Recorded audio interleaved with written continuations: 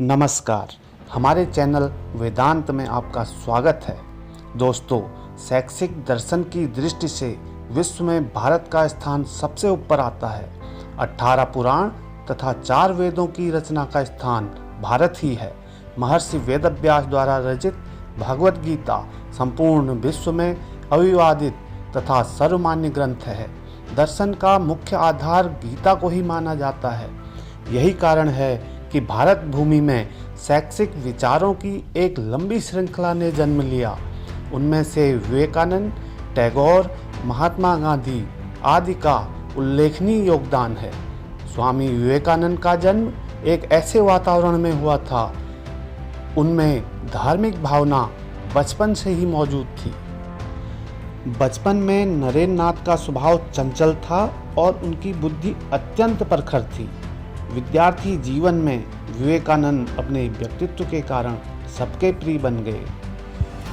रामकृष्ण परमहंस ने अनेक प्रतिभाशाली शिष्यों का निर्माण किया, जिनमें से प्रमुख थे स्वामी विवेकानंद। नरेंद्र नाथ जब रामकृष्ण परमहंस से मिले तो वह उनसे बहुत प्रभावित हुए।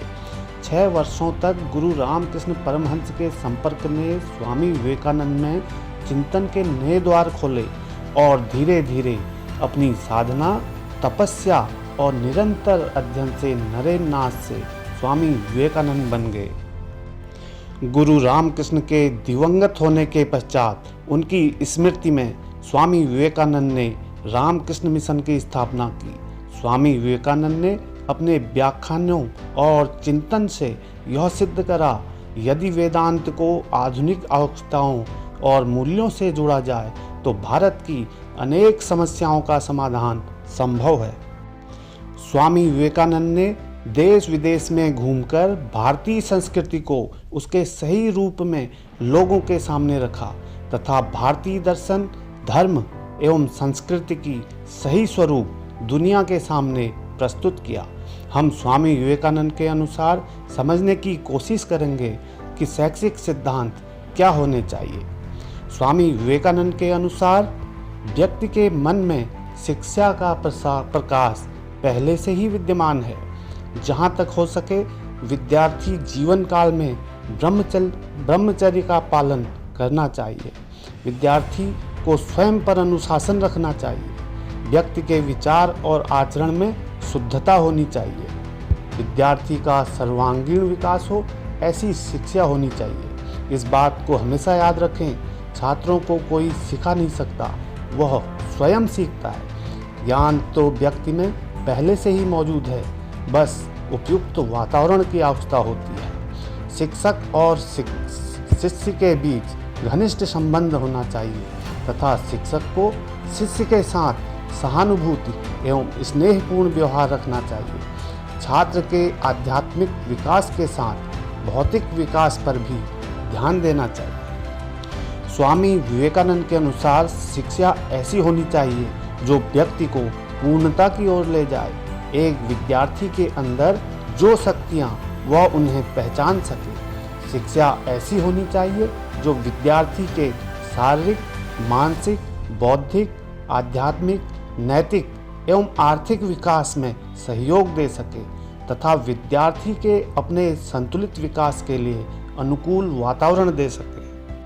स्वामी विवेकानंद के अनुसार जो शिक्षा व्यक्ति का नैतिक व चारित्रिक विकास नहीं करती, वह शिक्षा निरर्थक है। व्यक्ति का नैतिक आचरण ही सामाजिक उत्थान में योगदान देता है। धर्म हमारी संस्कृति का मुख्य तत्व है। हमें ऐसी शिक्षा चाहिए जो छात्रों में धर्म के प्रति सही दृष्टिकोण विकसित करे तथा भारतीय सांस्कृतिक मूल्यों को आचरण में ला सके। हमारा देश अनेकताओं का देश है। धर्म, जाति, भाषा, संस्कृति एवं भूगोल सभी दृष्टि से हमारे में अनेक विविधताएं हैं। शिक्षा का एक महत्वपूर्ण उद्देश्य यह है कि वह इन विविधताओं में एकता की भावना खोज निकाले। कुल मिलाकर हमारी शिक्षा का उद्देश्य मानव का निर्माण करना होना चाहिए। स्वामी विवेकानंद के अनुसार हमारी शिक्षा प्रणाली ऐसी होनी चाहिए जो व्यक्ति को आने वाले संघर्ष के लिए तैयार कर सके, उसे इस योग्य बनाए जो आने वाले संघर्षों व चुनौतियों का डटकर सामना कर सके। सच्ची शिक्षा वही है जो व्यक्ति के चरित्र को उच्च बनाती है एवं राष्ट्रीय एकता और समाज सेवा की भावना का विकास करती है।